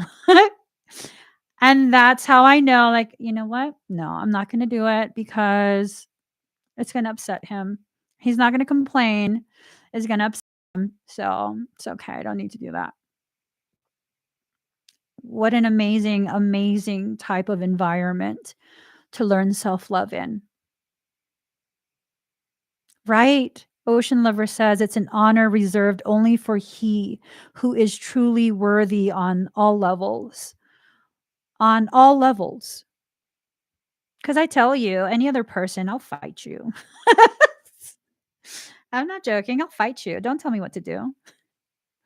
Even if I was going to do it, just because you told me to do it, now I'm not going to do it. But you need to do it. I don't care. But you're going to, I don't care. I don't care. You're going to tell me I have to? No, I don't. And I won't do it just to prove to you that I'm not going to do it. You tell me I won't do something, I'll do it just to show you that I'll do it. Years ago, I was in this, like, chat with somebody, right? And I don't remember very well, but I think we were in a conversation of, like, emotional disconnect. Like, we both understand that we both have the capacity to just flip the switch and the emotions are gone. Right? That's our, like, protective mechanism. And I totally was like, yeah, no, I totally can do that. Like, I totally can do that. I can walk away from anyone. Like, it's just one of those things where you don't want me around. Okay, I'll walk away, whatever, you know? And, and I was like, yeah, I'd block them. Like, there's no point. You don't want me around. Okay, that's it. Block. That's it. It's done. And they were totally like, you wouldn't block me. Yeah, I would. No, you wouldn't. I would. Tell me I won't again and I'll block you. No, you wouldn't. And I said, okay. And then they had their 3 little dots dancing. And I said, F you and your 3 little dots.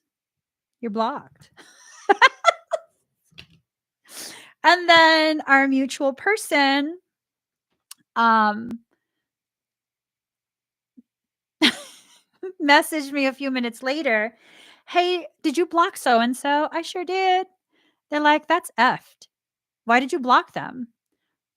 Because they said I wouldn't. And I said I would. And if they say it one more time, then I'll block them.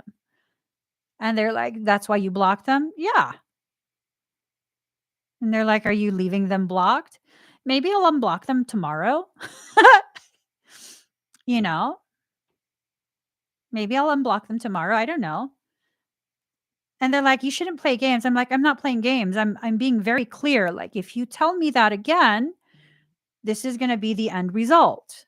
I wasn't the one playing the game. I was speaking very clearly and very truthfully. I'm totally the person. I say what I mean and I mean what I say. And if you need clarity on what I mean, you should ask me. And when I say I'm serious, like, I'm not joking. I'm so serious. And sometimes people need to learn this through the actual living of the consequence. I did unblock that person eventually. I think it was like a day or so, maybe later that same day. I don't remember. But I was like, so now you know, when I tell you that I'll really do something, I'm really going to do it. I'm not some empty speaker. Yeah, I said F you and your little dancing dots. F your dots. Let them keep bouncing. You got to let yourself grow together with someone. Okay? Someone who can help reflect back to you the things you have a hard time seeing for yourself. Just allow it. Allow. Express gratitude. And she pregnant? Ooh. Express gratitude. Okay? Mhm. Mhm. It's almost like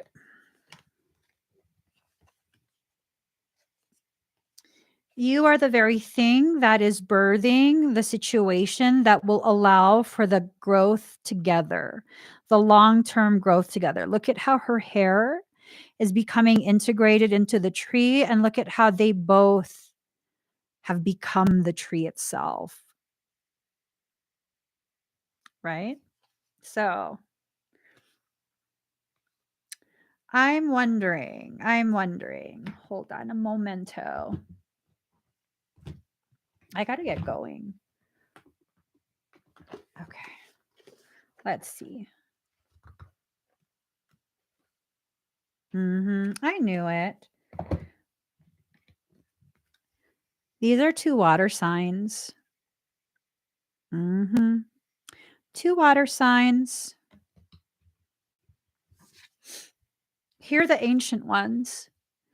So this is for some, this is a Paladorian contract. This was an edict written by ancient ones. This is a Paladorian contract. Yep.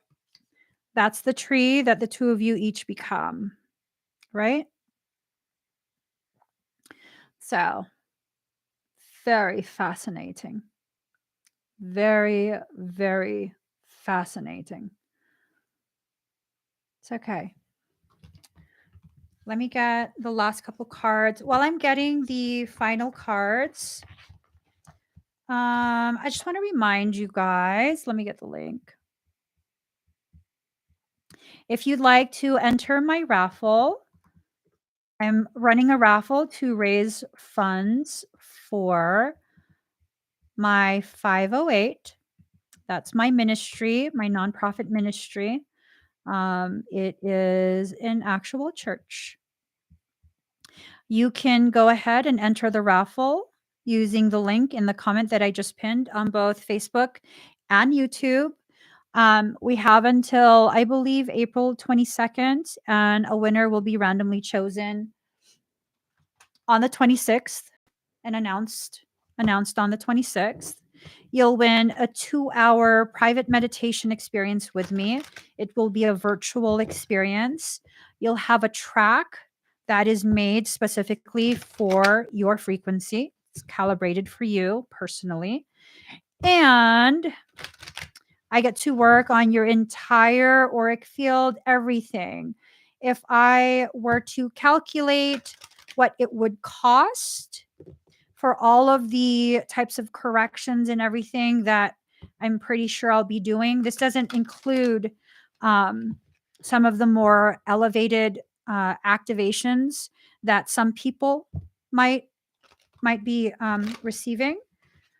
It would be about $4,200, and you can enter. Each entry is $1. So the more you get, the more entries you'll have. Okay, so $5 gets you 5 entries. $50 gets you 50 entries. However many. However many. And if you can enter right now, you can support me and my ministry by sharing it on social media. If you share it on social media, tag Emmie Evolving. Oh, and it's not the right book. So 2 books. Ooh. Excuse me. 2 cards. One card had been accidentally placed face up. It's facing the wrong way. So that tells me that card needs to be picked. And then I selected one other. So card number 39. All right. The threshold. At the threshold you stand, before you lies a way of being that is beyond fear. It is a sacred passing through a karmic veil into a new life of empowerment, peace, spiritual service to humanity, and joy in your own soul. So this is a beautiful, beautiful opportunity. This is you entering into this amazing, empowered space of balance, grace, compassion for self and others. Okay. Congratulations, you're embarking on a phase of deepest soul liberation into freedom of love that triumphs over fear. It's been quite a journey. Many, many lifetimes and much inner work has been required for you to be able to perceive the light of the divine, even underneath the density of your fear.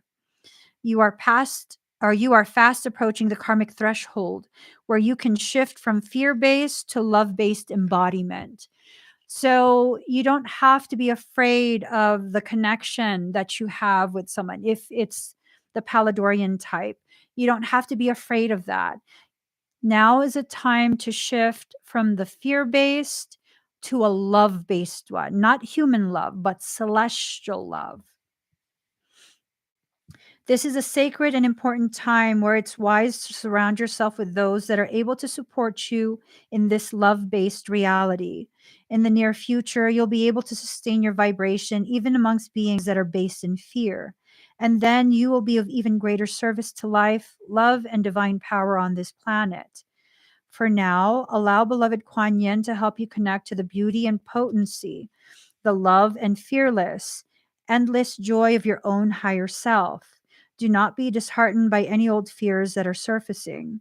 You don't need to create a story out of them. You can just observe them with love and allow them to pass. Neutral observation is a very powerful tool.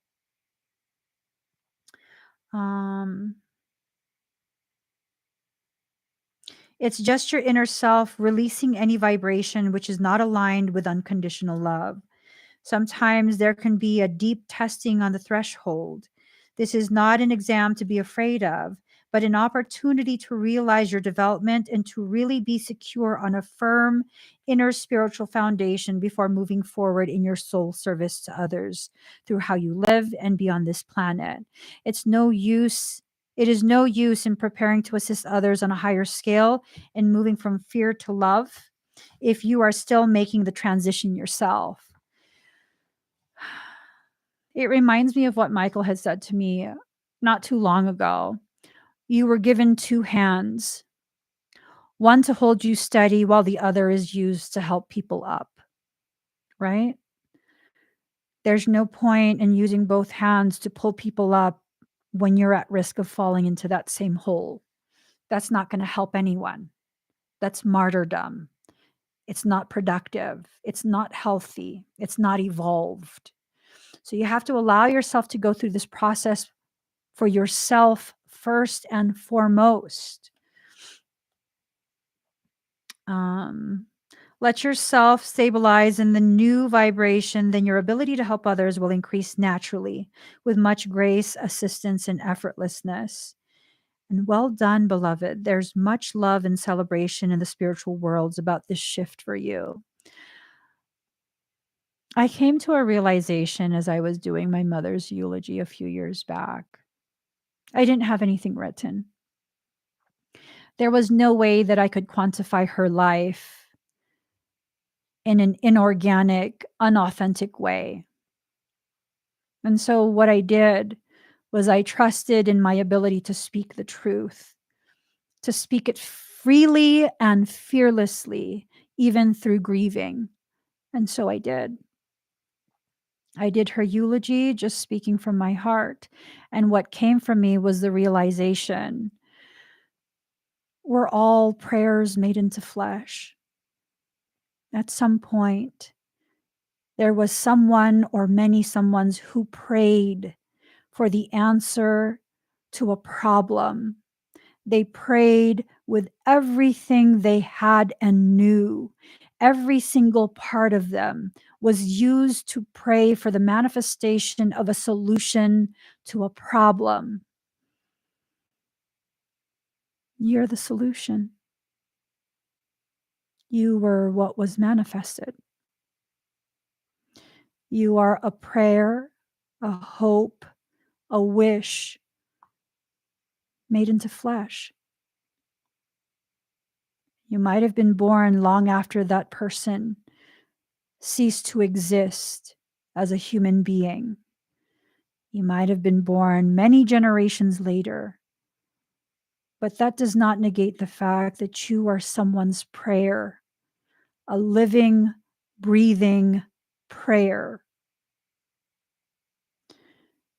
Once we enter into this space where we begin to recognize we are the solution people waited for, not that we are saviors of the whole world, we're simply answers to questions that were asked.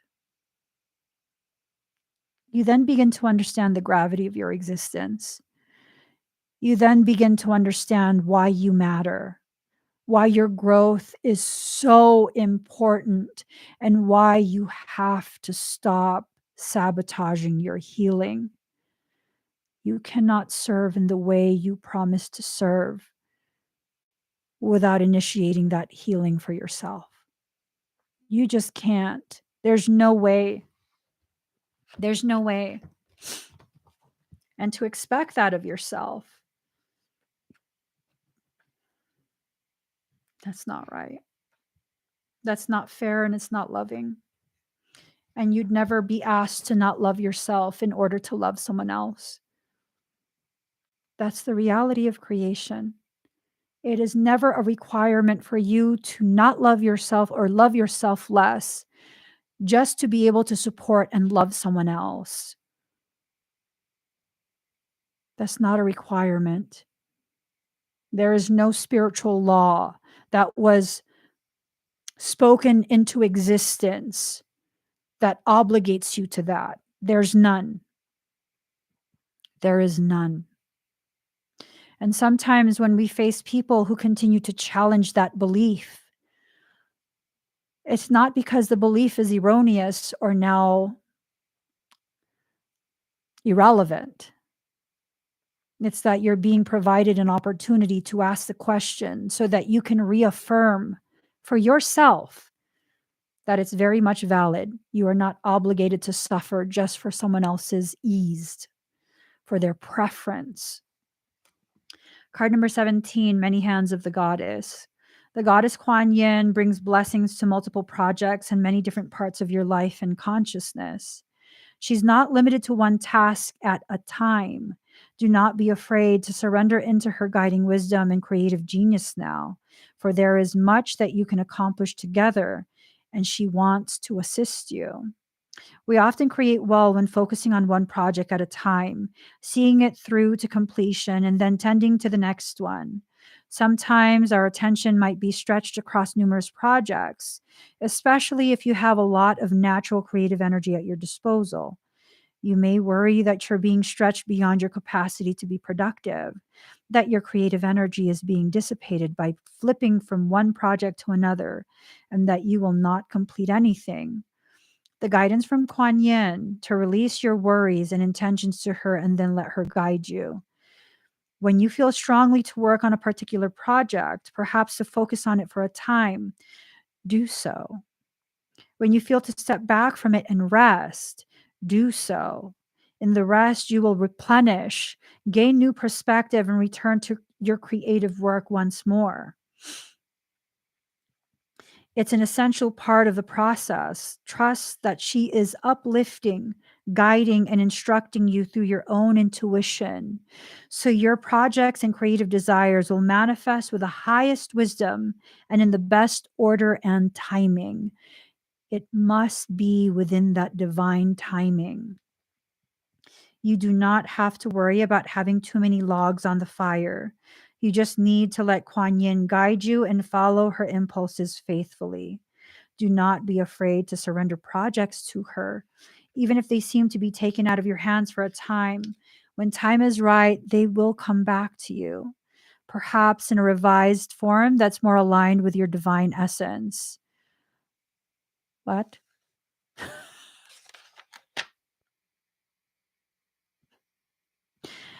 I'm told to reread this.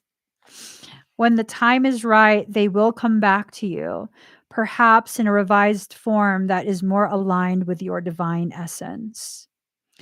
Alignment and divine timing. Alignment and divine timing. Okay. With the many hands of the goddess assisting you through your trusting heart, you will accomplish more than you thought possible, assisted by the universe in ways seen and unseen. That's beautiful. I love that. I love the confirmation that what is necessary, whether it be circumstance or specific people, they will find their way back into your life when it is appropriate, when it is aligned with divine timing. They'll find their way back with grace, through compassion, no ulterior motives, no, none of that. It will be healthy.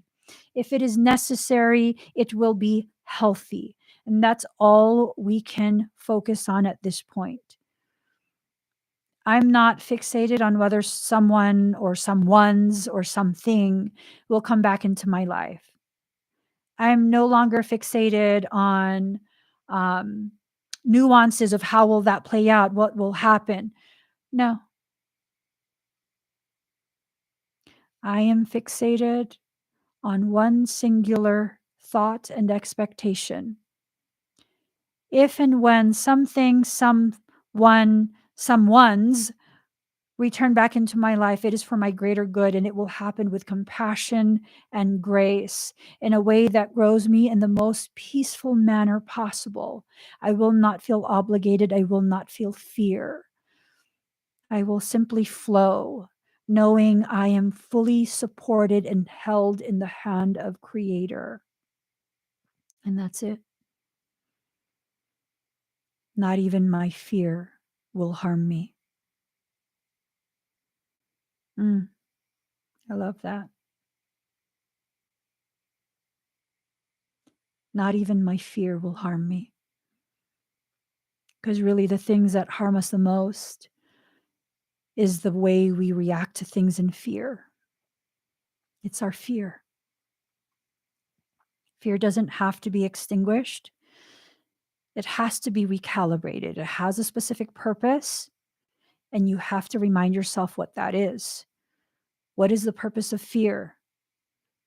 Nothing but to bring your attention to the things that need your attention now. That's it. It's all about focus. To direct your focus to the things that need to be focused on. That's it. When I feel afraid, whatever I feel afraid of is a thing I need to pay attention to right now. And then nothing bad happens. I get opportunities to learn and grow. That is not a bad thing. Discomfort as I grow is not a bad thing. And when you begin to live with that type of mindset, life is not so bad no matter what happens. I'm always able to find the beauty in the struggle. I'm able to understand deeper and deeper and deeper why I go through the things that I go through. There's no more blaming, only ownership and accountability. A deepening of my understanding of causation and effect. Life is so beautiful. We just have to allow ourselves to see it for what it is. One of the things that I loved the most about having been a photographer for a short period was that I could actually have tangible way to show people how I see the world. And I didn't realize that people don't see the world the way I do. It really became clear to me during one situation where a local photographer, he had become my friend. He allowed me to use his studio.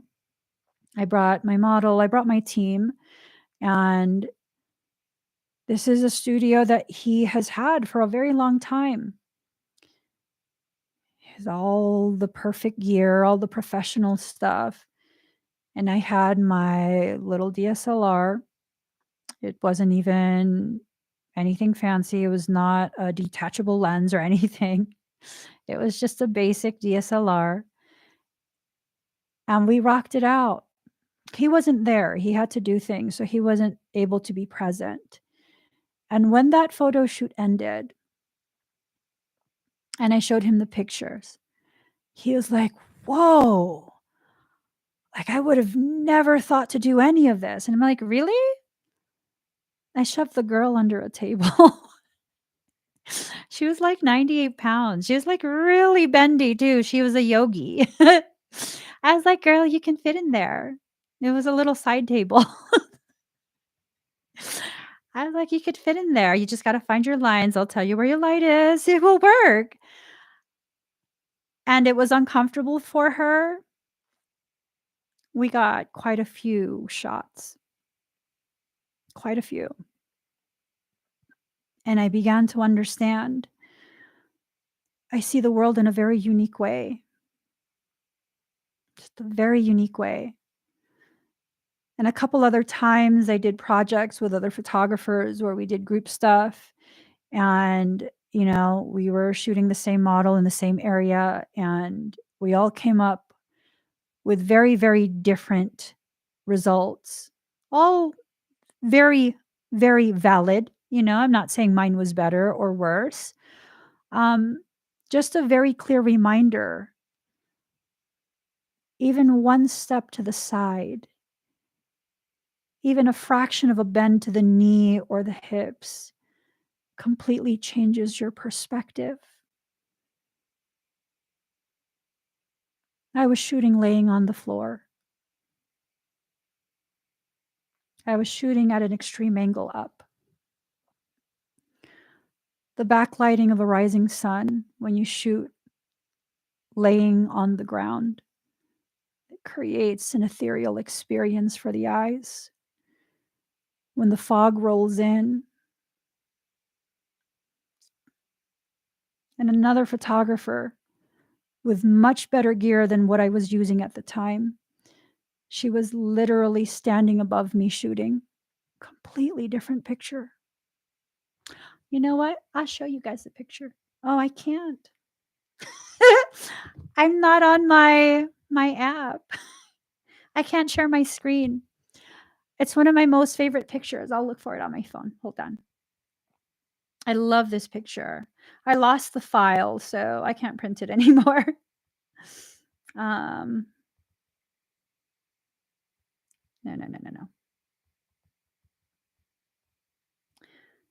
I'll show you guys. This is one of my most favoritist pictures that I've ever done. It was just something so like this. Oh, hold on. Let me twist it up.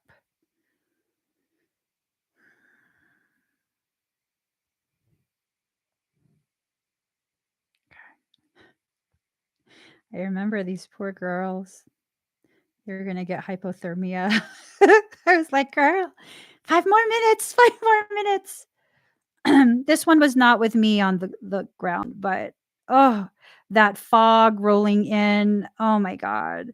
Just the side of the road. That was just the side of a road. It's a beautiful, beautiful morning. I don't have the files anymore of the one where I was laying. It was a beautiful, beautiful thing to be able to experience bringing into tangible form the way I see the world. It's a very empowering moment, not because I think I'm better than anyone, but because very rare instance of someone being able to see clearly exactly what I see.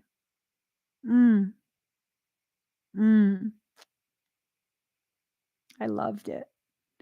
I loved doing that work. My body, not so much.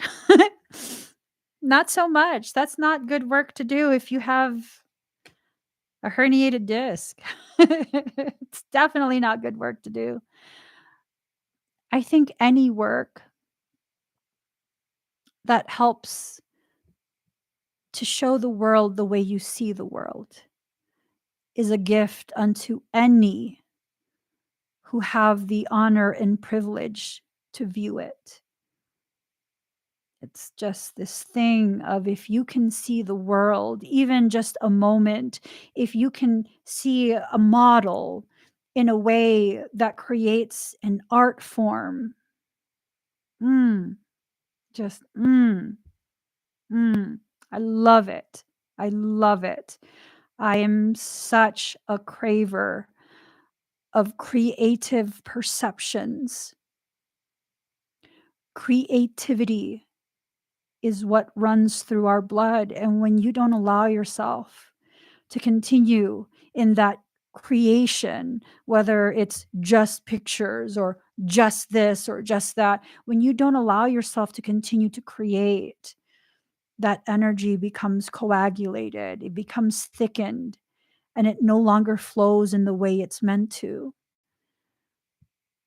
And your connection with your soul begins to suffer. Your connection with the people who you need to be connected to, that begins to suffer as well.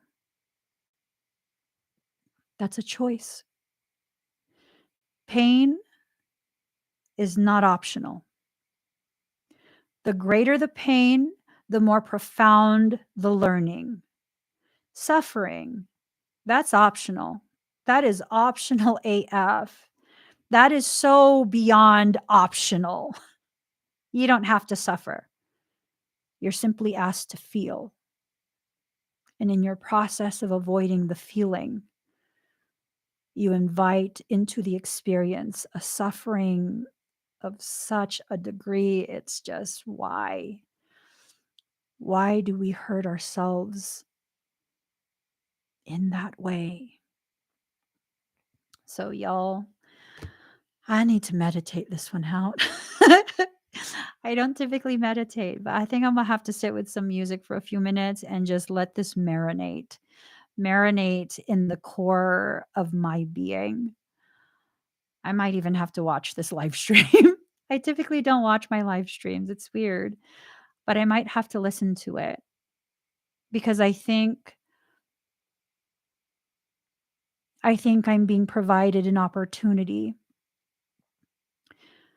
to better understand some of the more nuanced and more um, better veiled ways in which I still choose to suffer. Don't be scared of holding yourself accountable, of seeing the truth of your behaviors, no matter how much you think you've grown. I promise you, no matter how much you think you've grown, there is always room for more growth. That's like telling an ever blooming lotus, no more, no more. You have enough petals, no more petals.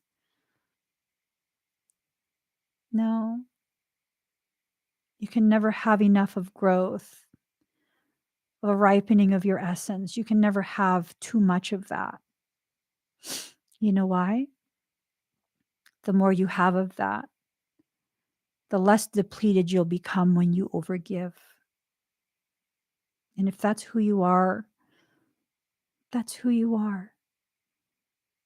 Just learn to discern who to overgive with and who to walk away from. And that's how you protect yourself. So, guys, I'm going to get going. Please give this video a thumbs up. If you haven't already subscribed, please do subscribe. Turn on that notification bell. Join me when I'm live. If you're watching me on Facebook, please share it out. Spam me to heck. Share it out on all the groups, all the pages, everywhere. Just share it out. Tag people. I don't want a thumb. I want a heart. I want the full heat. I want the full heat of your love. I don't want just the thumb. I don't want smoke. I want heat. I want to burn with your love. So heart the heck out of it. And wherever you post it, heart it again. Tag me in it. I don't care. Spread the word, baby boo. Spread the word. So we are ready to heal and we are ready to fall deeper in love with ourselves. And that's where we end this. I love you guys. I'll see you in church tomorrow. We are having the Soul Sanctuary podcast tomorrow. And with that, I'll be live at 7 a.m. Pacific Standard Time. I will post the link and the topic we'll talk about. You guys, if you want to email me and suggest any topics, things that you are maybe suffering, struggling through, feel free to do that. Contact at thesoulsanctuary.love or contact at emmyevolving.com. I check both emails. My team will let me know. And who knows, maybe the next topic will be all about you. So I'll see you guys tomorrow, 7 a.m. Pacific Standard Time. Bye, everyone.